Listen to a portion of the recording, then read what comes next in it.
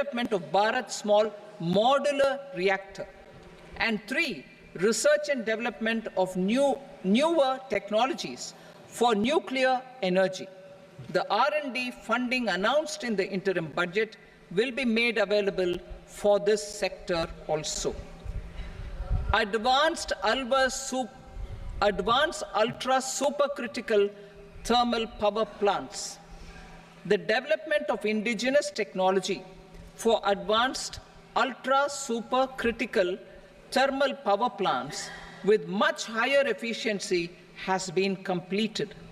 A joint venture between NTPC and BHEL will set up a full-scale 800-megawatt commercial plant using AUSC technology.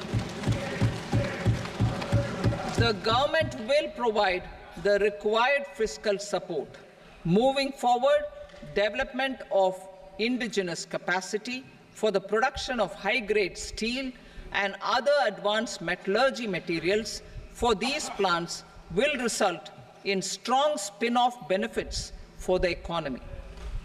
Roadmap for hard-to-abate